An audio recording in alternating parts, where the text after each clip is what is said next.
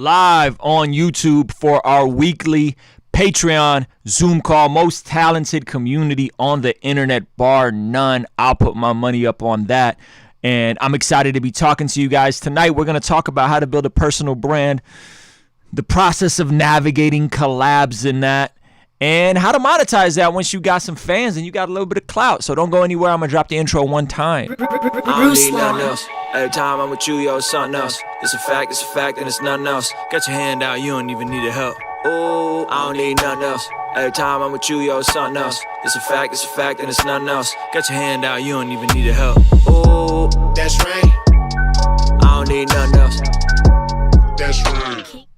One of my biggest mistakes as an artist, as a creative, as an entrepreneur, is navigating in a place musically, creatively, where I kind of thought the only thing that mattered was the art. I only thought the only thing that mattered was the music or the video or the quality of the video or whatever.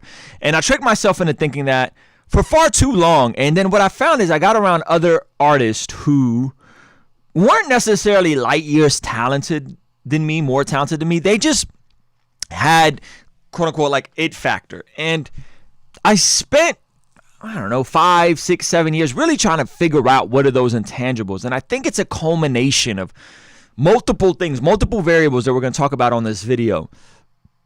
But all in all, it's not one thing. It's a combination of things. It's combining multiple things and creating something that people are gravitated towards. And I hate the word brand, but for the sake of this video, we're going to call it how to build a personal brand, collaborations, monetization in that process. So building something from the ground up that can hopefully create an income for you and generate enough income for you so that you can do your creative side hustle as a full-time career. And that's what I've been able to do past 5 years. Been a full-time creative, living in Southern California. My wife does not work a job. She stays home with our 5-year-old son. Southern California is very expensive, by the way, in case you didn't know. And I've consistently grossed in the 6 figures every single year. And I don't say that as a flex. I just say that to give you some context on who I am as a creative entrepreneur with King's Dream ENT, all that good stuff. So you guys have some context to that. And it really started changing for me. And I just started improving more and more the more I was able to capitalize on these other ventures and these other aspects of art and entertainment, which is a lot of times not the art side. It's the entertainment side. It's the other variables that gravitate people in. And so we're going to hop into this conversation. If you don't know what's happening, we do our live Q&A every single Sunday night via Zoom and Patreon. If you want to hop in, the link is in the description. You can go to the description link and sign up for Patreon, hop in, be able to ask these questions in person. So first question coming from my man Canvas. I'm gonna pin him. And Canvas, you are live, my dude. Awesome, man. How you doing? Doing good, bro. Good.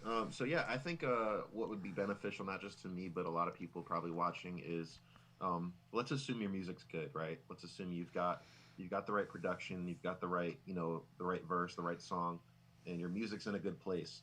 What are those other pieces that an artist needs to be conscious of? Because it's not just about the music anymore. It's about your look, it's about your brand, it's about everything else that goes with being an artist or a personal brand. So talk a little bit about like those other pieces, like how people dress, how they look, Sure, how they perform at shows on stage, just different aspects of what are some of those key pieces that people need to work on, and how can they get better for those people that weren't like cool kids in school, didn't wear all the nicest clothes, don't really have a shoe game, don't really have any of that. So if you could kind of speak on that.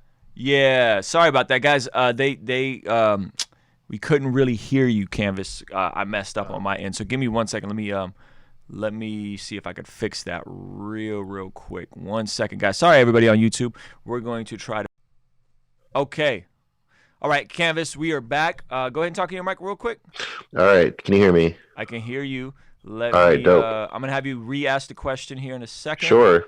And we're gonna do what we do. Okay, go for it, Canvas. All right, dope. So yeah, no, I was just saying, as an artist, if your music's good, You're in a place where you already have good records, and you're a good artist. What are those missing pieces of a personal brand? People talk about the way an artist dresses, how they perform on stage, how they present themselves on social media and in real life. Like, what are those other aspects of building a personal brand? Those other pieces that make you, I guess, that star quality, besides just the music, because we're not in an age where it's all about the music anymore. You've got to have all those other things to kind of have that it factor. So what have you learned about that? Yeah, that's a great question. So from my experience, and this is just completely my experience, I'm not saying this is like absolute gospel standard, but for what I think there is something in people that, in terms of the music they listen to or the stuff they consume, they're looking for, not consciously but subconsciously, something that they can aspire for, or something that they see themselves in. One of those two things, preferably both. So they're looking for something that they could, again, aspire. They're aspiring for something, or they're looking for something that they themselves see themselves in, something that's relatable, right? Something that's relatable. And so how do you build that? How do you find those values within yourself? So for me, someone like a Jay-Z, right? Hypothetically speaking, Jay-Z has kind of always taken the aspirational approach to music. It's a lot of flaunting, it's a lot of flexing, it's a lot of clout, it's a lot of, I got this, I made a deal for this, I have this much money, I have the hottest girl, right? And it's kind of a reoccurring theme throughout his music and his art, right? And so you see him and you kind of want to be like him, right? And then there's people who you see yourself in. You see yourself in their weirdness, their quirkiness, their, you know what I'm saying? Like those unique things. Like when Kendrick came out, I would say Kendrick came out way more relatable. He was way more, you saw yourself in him. Good kid, Bad City or Mad City, right? So good kid growing up, crazy environment. Before that came out, there was a lot of like, I remember he would tweet about his favorite cereals and, you know what I'm saying? And like he was very active on social media and really giving a lot of his personality to stuff. He was talking about how he didn't smoke weed, you know what I'm saying? And he didn't smoke weed and he didn't drink. He would put these very unique things about him out there, so that he could be more, I don't know if this is intentional. Again, I'm not saying this is intentional. I'm saying this is subconscious.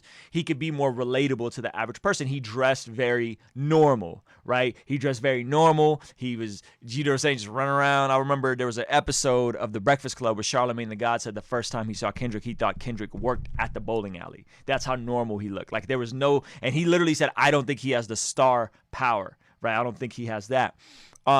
And so he comes in a certain way. He comes in very humble, comes in very normal, comes in very relatable. And then as he got more poppin', he kind of started dressing a bit more outlandish. He started, you know what I'm saying, wearing the Kung Fu. All of a sudden he became Kung Fu Kenny on Damn. He grew his hair out, right? He starts dressing a little bit more over the top. He starts becoming, he starts talking about flexing with cars. I just bought the new McLaren, you know, about to let my hair down on hoes, right? He starts naming cars. He starts naming these things that are more aspirational, because now that you see yourself in him, now he's going to flex and show more extravagant things about himself, right? And this is the same thing for Christian hip hop. Christian hip hop is no different. Christian hip hop is the same exact thing. When Lecrae came out, Lecrae was the I'm the Jesus, super duper Jesus. You know what I'm saying? And what did you see? You saw someone that you aspired. Oh, I wish I could be that zealous for the gospel. I wish I was that on fire for God. I wish I was that serious about the scriptures. I wish I knew theology that well, right? You saw you saw something in those artists that you wanted to be like. And in Christian hip hop, oftentimes it's straight how smart you are, how much of the Bible you know, how many Bible verses you can quote, right? It's very, I'm going to flex, right? Theological flex. And in that flex, people want to be that way, right? So it's no different. So I think in building a personal brand, you have to understand which of those things are you going to share that people see themselves in, and which of those things can you share that are more aspirational. They want to aspire to be like you. It's a duality there, and then that gets fleshed out and practically plays out in multiple different ways, multiple different outlets, multiple different expressions, right? So if we're talking aesthetically, right? So someone like NF came out with a very basic aesthetic, right? Hat down low, dad hat, hoodies, you know what I'm saying? Oversized clothes, very basic, no logos, no brands, dark photos, very mysterious, very intentional. You know what I'm saying? He didn't come up with that look. If you look at NF before he signed to the same management that has 21 Pilots, well, I don't know who came up with it, but I've heard that the manager who he signed to, which is the same manager for 21 Pilots, who's a pop rock group, if you didn't know who they are, kind of helped develop that curate. So if you look at NF when he was on the same label that The Truth and those guys were on, he was in like a button-up shirt with a tie, you know what I'm saying? Like super happy, smiling in photos. And then all of a sudden he's on Capitol and it's like hat real low. You can't see his face. Right? It becomes more darker, more mysterious. You start seeing that side of yourself in him. You know what I mean? You start seeing that side of yourself in him, and I think that was calculated. You know what I'm saying? And I think now with Lecrae, if you look at Lecrae is what? He's out here with the off-whites. He's out here with the, you know what I'm saying, with the designer clothes. He's hanging with the stars. There's an aspirational part. So I think you have to examine yourself and say, where am I? Do I have things about me that are something people can aspire for? My intentional shift into fitness is that I wanted to have something that when people saw me, that I had something they aspired for. People understand how hard it is to get fit, and I want to have that for them. That's a physical flex, literally a physical flex. But then I'm also giving them the game on my IG story. I'm giving them the game on the YouTube. I'm telling them the biggest lies and misconceptions about fitness, which a lot of people think that to get fit, you have to starve yourself and you have to deprave yourself and you have to eat food that you hate. You know what I'm saying? I'm telling them, no, it's the opposite. You get to eat more food. It's just more nutrient dense food. It's more filling food. You get and you feel better for it and you look better for it, right? So it's like taking apart those misconceptions. That is a very intentional shift I made about my fitness because I needed something that was aspirational about me. As I'm wearing more shoes and I'm making more money, I'm able to wear more shoes. I'm able to have nicer things, right? That's an aspirational part of my brand. So I think you have to figure out what are those things and can you put those things out there? And if it's more relatable right now at this point, then how do you curate that side? So first and foremost, the visual. The visual is what people see before they hear. They see the visual. How does the visual look? Are you a good-looking guy? Are you shredded? Do you have great tasting clothes? Right? If you don't, develop and get shredded and get cool clothes, or go the opposite extreme and become more mysterious and don't show your face. Another great example of this, Baby Keem. You guys know who Baby Keem is? Baby Keem came out. He wrote on the Black Panther album. He produced on the Black Panther album. They tried to do this whole like, oh, he came out of nowhere. You know what I'm saying? And then come to find out Baby Keem is actually Kendrick's cousin. You know what I'm saying? If you listen to Baby Keem stuff, you hear a lot of the Damn album, some of the influence he was writing for Kendrick was writing for him. Baby Keem comes out. They don't show his face. They don't show his face till like he's at like 30, 40, 50,000 followers. They don't show his face. It's super mysterious. Caleb Mitchell did the same thing. Super mysterious. Why? Well, because they're not the most attractive guys to look at. No disrespect to either one of them. You know what I'm saying? They don't look super cool. You know what I mean? So you got to have a self-awareness. Are you a good-looking guy or are you not a good-looking guy? If you're a good-looking guy, can you show that? Can you dress cool? If you're not a good-looking guy, can you get fit? Can you get shredded? Can you be more mysterious? Can you grow your hair out? Can you grow a beard out? Can you know what I'm saying? Can you like you have to understand the visual side. And those of us that are especially white dudes in hip hop, we have to be aware of this because we naturally don't look the part. Like we look out of place. You know what I'm saying? And so how do you adjust that? Well, what did Eminem do? Eminem got a bunch of super serious looking black dudes around him. You know what I'm saying? He had D12, he had Dr. Dre, he had 50 Cent. Instantly gives him credibility, right? And so he could walk around with velour suits and do-rags and look like an idiot in terms of what he's wearing, but then he has the credibility of all these serious street dudes, right? So there's a give and take. Same thing with Kendrick. Kendrick was able to be basic and dress basic. Why? Because he had every legend on the West Coast co-signing him. You could dress like a freaking nerd if you got Dr. Dre, Snoop Dogg, Corrupt, right? Everybody's co-signing. It doesn't matter what you wear. You're a freaking legend out the gate. Why? Because everybody's co-signing you, right?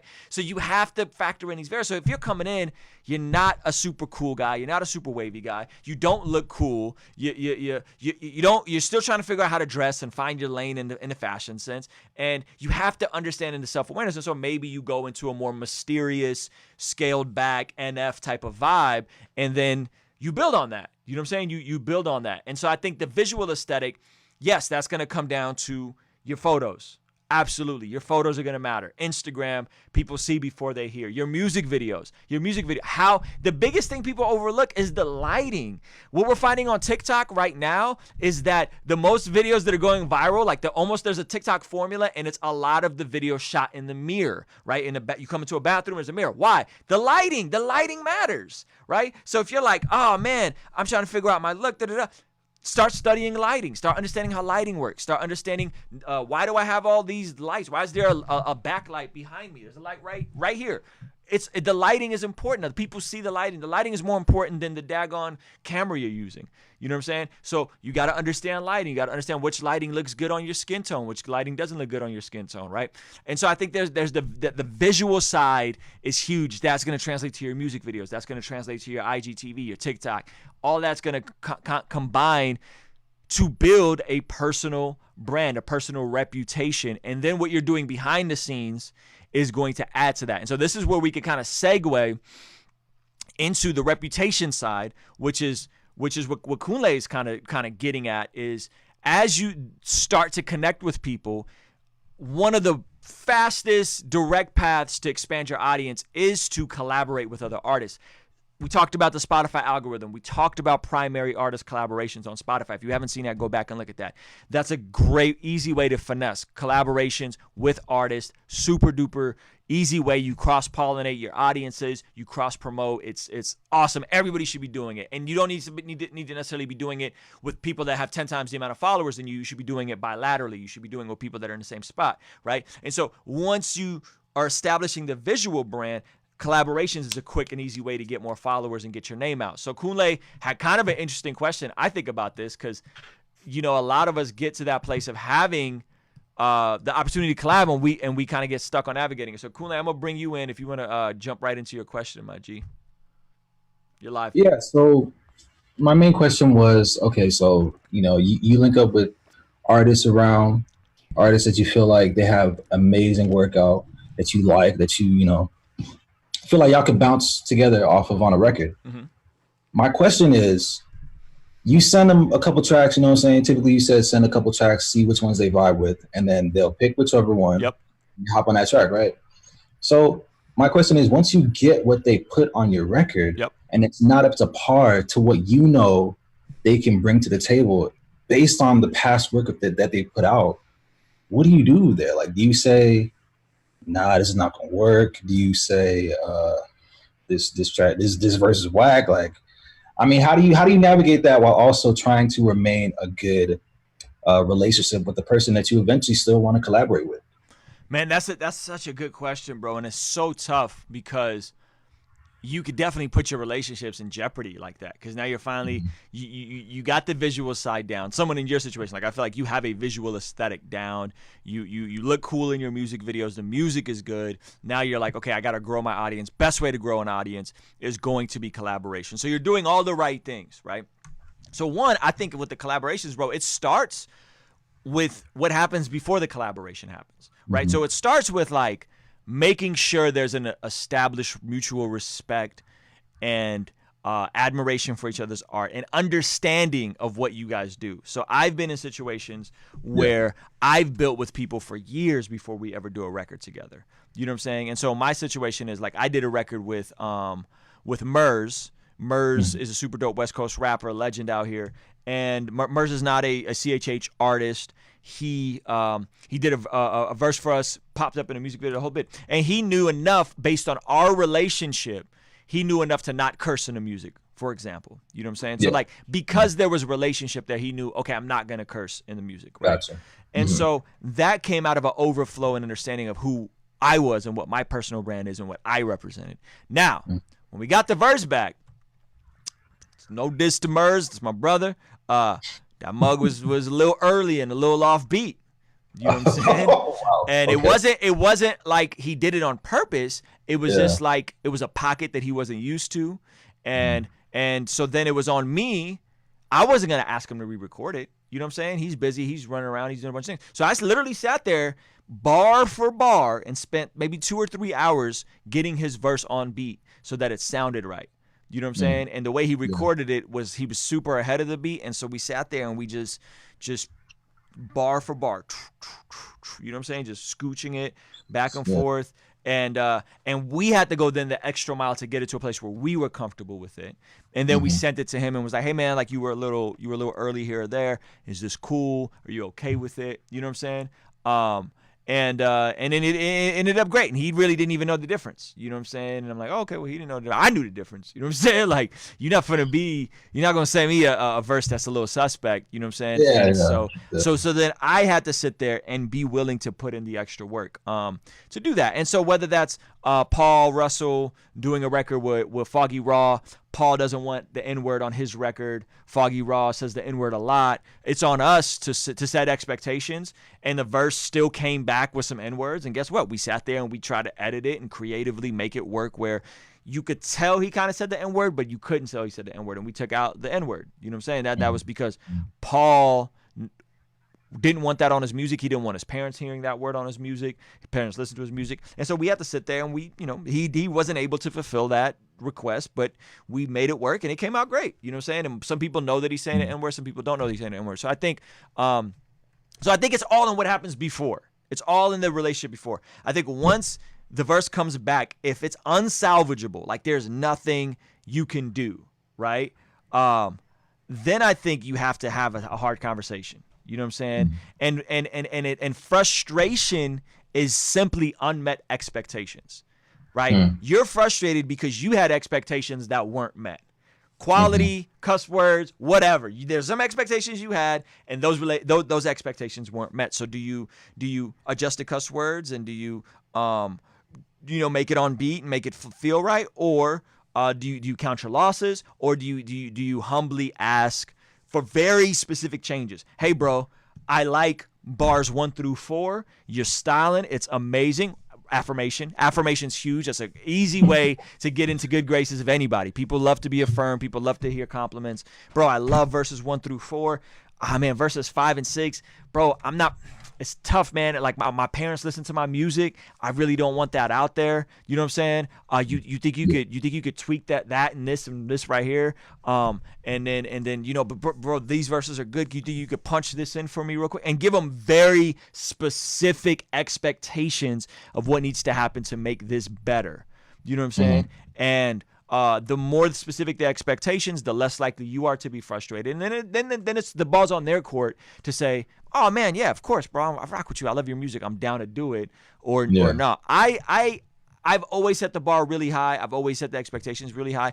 I don't really get back stuff that I'm not excited about for the most part. You know what I'm saying? I get stuff back that's usually I have to go back and redo my parts because it's so fire. You know what I'm saying? Because I set the bar so high. So I think for you, man, you got to set those expectations. You got to say, you got to give the corrections and the edits that you want.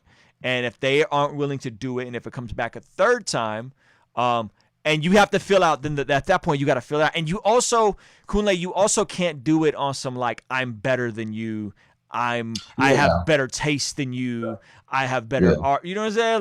Like I'll give you an example. When Paul and John were on the Reach Records Christmas album, we got a list of things they couldn't say. They couldn't say anything about Santa Claus. They couldn't say anything about reindeer. They couldn't say anything about elves. They couldn't say anything, right? There was like all these things. They couldn't say anything about baby Jesus. There was all these things that they couldn't say stuff about. And so that way when they went to do the record, it was like, okay, well, why can't we say this? Oh, because we don't want the record to be corny, because we want to make the dopest Christmas album that's ever been made, and these things tend to be kind of, and so you know what I mean? There was a list of things, and both of them made it on the record. Paul landed on the record with Lecrae, which was huge for him. He had been taking rap seriously for like 4 months at that point, and out the gate he lands on a record with Lecrae. Like it was amazing setup for us.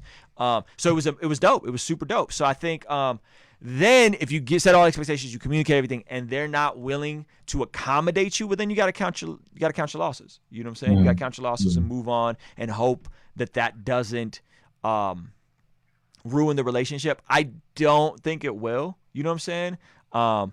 If you follow the just the expectations, the edits, the corrections, and again, a lot of it is more on the front end and just spending time with somebody. Like spending time with somebody is going to be your best bet to really understand somebody's ethos and someone's personal brand and what they're about, and let them understand your personal brand. You know what I'm saying?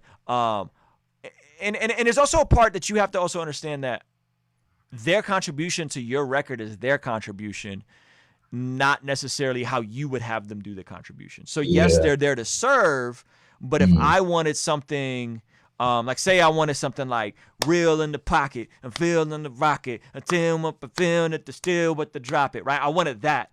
And then Belief, who does this all the time, comes in with some, and I was on the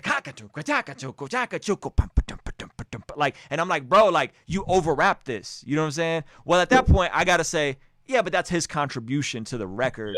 I got to take it or leave it. And most times I'm going to take it. I'm not going to ask him to re-record it. You know what I mean? Yeah. Is that helpful? Yeah, no, very helpful. A lot of meat that I could chew on for sure. Thank you. Okay, dope. All right, let me bring in the homie Carlton, who's going crazy on TikTok right now. And we're gonna kind of shift gears here on once you're building a personal brand, you're understanding a personal brand. Another tip in terms of building a personal brand, this goes back to kind of the question that Kunle had, is like a lot of times, I got this from Sean Cannell, and it's kind of a cheesy phrase and it rhymes, but a lot of times your tribe will be attracted to your vibe. Your tribe was going to be attracted to the vibe you put out there. And so you need to put as much of yourself out there as possible. So someone like Canvas, he's an entrepreneur. We got to put that out there. We got to let people know you're an entrepreneur. You know what I'm saying? Someone like Kunle, he's a high art person. He loves art. He's very creative. You got to put that out there. You know what I'm saying? And so I'm a guy that's into shoes. I'm a guy that's into fitness. I put that out there, right? So you got to put as much of yourself out there in the personal brand side of things so that you can find your tribe. Your vibe is going to attract your tribe. So let me bring you in, Carlton, and you are live, my G. All right, man. What's good? How you guys doing? I'm doing good, man. All right. So my question is, like, once I got my brand built, and it's like, well, not built, like I have an audience now. Yep. And I want to market my audience, not just the content that I'm putting out, me as a person. So how could I bring that into my like TikTok or Instagram for things like that? Yeah, I'll be honest with you, bro. Watching your TikTok, you guys should all be following him on TikTok. It's Prophet _ right? On TikTok, that's your handle? Yeah, Prophet _ The Prophet, THE? DA. Oh, DA. Oh, the DA. You gonna add a Z to all your S's too? Nah.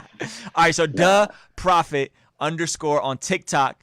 I think you're doing a good job, bro. I think what I see you doing is I see you early showing that you're a rapper. I see you early dropping your freestyles. I see you early being countercultural, so that you're showing like this is what rap is, but this is what I am. One of the things that worked very well for Trey Little is he did a video. He started doing this series of like why I don't say the N-word in my music, why I don't cuss in my music, why I don't do this in my music, right? And they were very good, like 10, 15-second TikTok videos, and them joints went viral. You know what I'm saying? Because he was finding something that was countercultural, that was opposite of what people know to be with hip hop. It's when you start a video and say, this is why I don't cuss in my music, right? And I'm not saying you should do that. That's what he did. I'm saying if you see something like that, your brain's going to stop. Wait, he's a rapper and he doesn't cuss and he looks the way he looks. But, you know, Trey Little, black dude, big dreadlocks, purple dreadlocks, blue, you know what I'm saying? And like, what? He doesn't, he looks like one of those mumble rappers, right? Whatever. And so I think you have to press into those things that make you countercultural. What are those things that are opposite and amplify those things? So you could incorporate maybe more of your faith, you know what I'm saying, into your videos. You could incorporate more of the fact that you're not a mumble rapper and you're not a new wave rapper and you're this is why I don't mumble in my music. You know what I'm saying? This is why I don't use auto-tune in my music or whatever. You know what I'm saying? Like I'm just giving you ideas, right? And then letting people know your story. So how did you grow up? You know what I'm saying? Where did you grow up? What was your life like? I think infusing your story, infusing those things that make you different. And I think you understand the TikTok platform enough naturally that you could figure out how to navigate those topics. But I'm now going for depth. We're going deeper, and I'm not just doing whatever the trends are. I'm still doing those trends and those things that are popping in the hashtags, but I'm going into what makes you unique, what makes you different.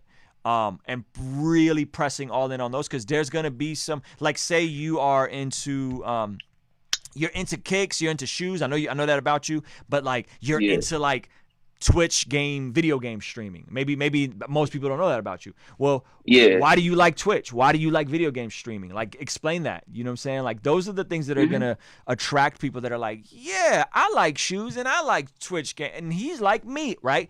They see themselves in you, right? They see themselves in you. So you want people to see themselves in you and talk about your story as much as you can. I've come to find that on my TikTok, I'm at like 3,500. I grew by 1,000 in the last week, inspired by you, by the way. And what I found is that my videos all do well, but they don't go viral out the gate.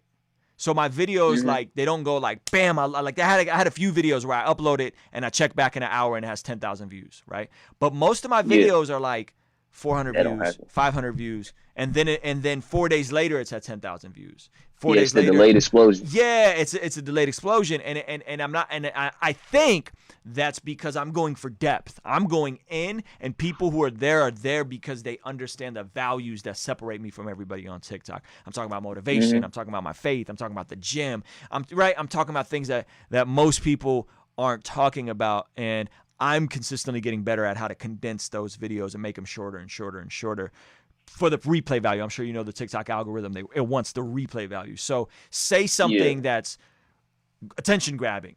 Whoa, I wasn't expecting this dude to say that. You know what I'm saying? This is why I'm saving myself for marriage. You do a video like that, you know what I'm saying? And based on people's stereotype of a young black male and you having dreadlocks, they're going to be like, what? This fool is saving himself for marriage? What? You know what I'm saying? And then you just go into it, you know what I'm saying? And then maybe at the end you say, you drop your faith and why that's important to you. So I think that's the kind of stuff that I would be doing, because then people are going to be there for you, the person, and not there because you can entertain them. You know what I mean? You want people there for you, not because you can entertain them. And then that's how you monetize them, because they're so bought into who you are. You know what I mean? Yeah, I get what you're saying. Yeah, like, you gave me a lot of ideas. Like, now I'm thinking about incorporating, like, I like shoes, and like a lot of people don't know I'm like a really good singer and stuff like that. So yeah, I'm starting incorporating that stuff in it. It's gonna really help. What else? Let's talk about you like shoes. You're a singer. You're a Christian. Yeah, I'm like overly competitive in video games. Like, video games, that's it. How many people on TikTok are probably also into gaming? A bunch, right? Like it's a whole community for it. Other things, like, my mom's a health coach, so I could start trying to incorporate some health stuff into it. Like, I don't see any kids. I don't see anybody under the age of 25, anybody under the age of 30 talking anything health related on TikTok. Yeah, that's a good idea. Yeah, I need to incorporate that, because I can show, like, my mom has meal plans, like little like Tupperware is a full food. This is what you eat this time at this time, stuff like that. Yeah, man. So. Yeah, and you could talk about how you've been able to put on size and you've been able to get more healthy because of the stuff your mom. This is what my mom is a licensed health coach, and this is what I learned. And like, you can press into that, right? So all these different things. At the end of the day, what you have to do is add value while being yourself. That's a tough thing to navigate. Add value, help people. How can you help people? Well, a lot of TikTok is escapism. Just like a lot of YouTube, a lot of Instagram, you're just trying to escape. You're trying to tune out. It's like turning on Netflix. You're opening an app. So you're trying to laugh. You're trying to be So there's escapism there, which adds value. There's no doubt about it. People want to escape. People want to not think about their problems. People want to not worry. But if you're giving them escapism and it's entertaining, but there's also a message behind it and it's helpful, right? And you're tying in who you are as a person, the very things that make you, right?